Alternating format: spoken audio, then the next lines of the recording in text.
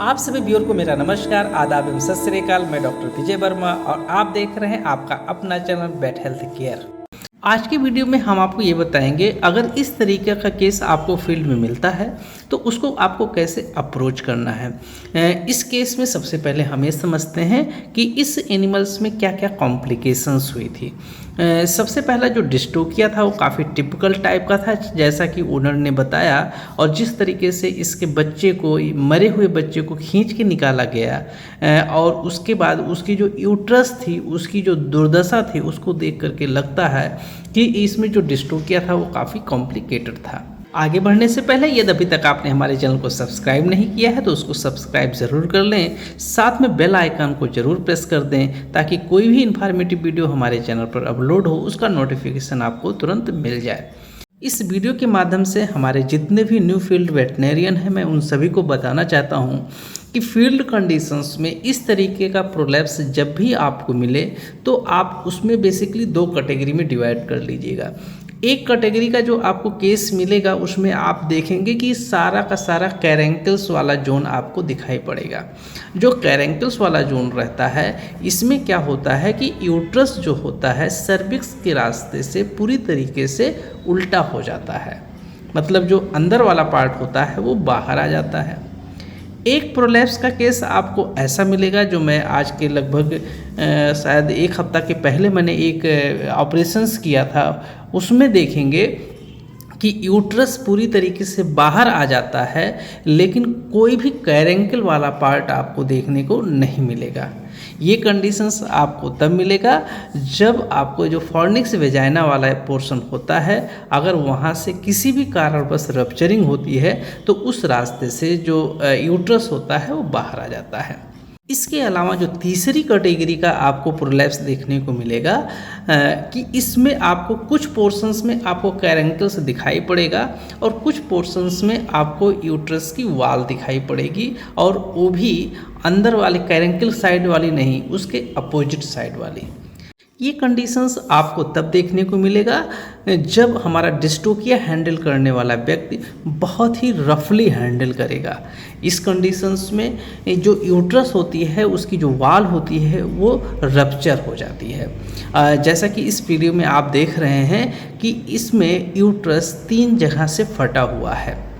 अब अगर इस तरीके का केस जब आपको मिलता है तो उसमें जब आपको फ्रेश केस मिल जाता है तो उसकी जो हैंडलिंग होती है बहुत इजी हो जाती है, लेकिन यही जब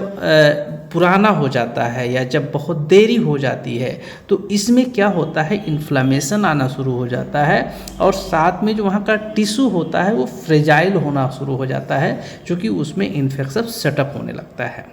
इस तरीके का जो प्रोलैप्स होता है उसमें सबसे पहले इसको अच्छे से साफ करना होता है। उसके बाद ये जो भी यूट्रस में टेयरिंग हुई है इसको सूचर लगा करके, और ध्यान देना है सूचर जो आपका होना चाहिए वो एब्जॉर्बेबल नेचर का होना चाहिए ताकि वो अंदर ही एब्जॉर्ब हो जाए।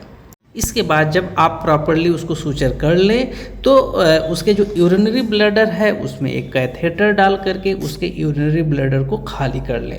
ताकि जब इस यूट्रस के पार्ट को अंदर इंसर्ट करने के लिए जाएं तब वहाँ से कोई प्रेशर क्रिएट ना हो। साथ में इस एनिमल में यूट्रस को अंदर इंसर्ट करने से पहले इस एनिमल्स में क्रैनियल एपिड्यूरल लोकल एनेस्थीसिया का उपयोग जरूर करें, ताकि जब इसको आप अंदर पुश करने लगें तो वो एनिमल आपका कोऑपरेट करे, वो पुश करके बाहर ना निकाले। इस केस में मेरे साथ जो सबसे बड़ी कॉम्प्लिकेशन था वो ये था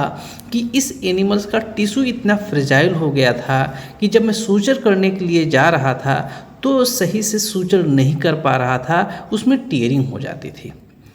फिर भी हमने सावधानीपूर्वक जितना हमसे संभव हो सका उतनी अच्छी तरीके से मैंने उसमें सूचर का उपयोग किया, लेकिन जब प्रेशर दिया जाता है और जब टिश्यू फ्रेजाइल होता है तो उसकी टेयरिंग ऑटोमेटिक हो जाती है। और इस केस में अगर टेयरिंग हो जाती है तो जो यूट्रस का इन्फेक्टिंग मटेरियल होता है आप कितना भी साफ़ कर लें, लेकिन जो कैरेंकल्स में लगा रहता है वो क्या करता है कि वो पेरिटोनियम कैविटी में वो इन्फेक्शन मटेरियल को भेज देता है, और जिसकी वजह से इस टाइप के केस में एनिमल्स को पेरिटोनाइटिस होने की संभावना सबसे प्रबल हो जाती है।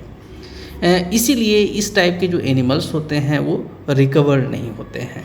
अगर फ्रेश केस मिलता है तो उसका जो सूचर लगाया जाता है वो बहुत परफेक्ट हो जाता है, वहाँ से लीकेज की संभावना नहीं होती है, तो ऐसे केस को सही करना बहुत आसान हो जाता है। इसके अलावा इस गाय में एक और कॉम्प्लिकेशन था कि ये एनिमल इतना ज़्यादा एग्जॉस्ट हो गई थी कि ये अपने सर को भी नहीं उठा पा रही थी। इस केस में हमने फ्लूइड थेरेपी तो प्रॉपरली किया, लेकिन उसके बाद भी ये एनिमल्स प्रेशर नहीं ले रही थी जिस तरीके से इसको लेना चाहिए था। तो इस वजह से भी लग रहा था कि इस एनिमल को बचा पाना संभव नहीं है, क्योंकि ये एनिमल जिस स्टेज तक पहुंच गया था वहां से अपने पुरानी अवस्था में पहुंचने के लिए इसमें काफ़ी एनर्जी की आवश्यकता होती है, और जो शायद इस एनिमल में नहीं बचा था। इसी वजह से इस गाय को मैं बचा भी नहीं पाया। हम ये उम्मीद करते हैं कि हमारे इस केस को देख करके, इस वीडियो को देख करके, इस तरीके के जो केस होते हैं उनको कैसे स्टेप बाय स्टेप हमको हैंडल करना होता है, ये जानकारी आप तक ज़रूर पहुंची होगी। इसी के साथ हमारे जितने पशुपालक भाई हैं जो हमारे इस वीडियो को देख रहे हैं, उनसे हमारा एक आग्रह है कि अगर आपके किसी पशु को इस तरीके की कोई समस्या डेवलप होती है तो आप अपने क्षेत्र में जो भी रजिस्टर्ड पशु चिकित्सक हैं उनको दिखा करके इसका सही से इस समस्या का निस्तारण कराएं, ताकि आपका पशु सफ़र न करे और साथ में आप भी सफ़र ना करें। मिलते हैं अगले वीडियो में, तब तक के लिए आप सभी व्यूअर का बहुत बहुत धन्यवाद। जय हिंद, जय भारत।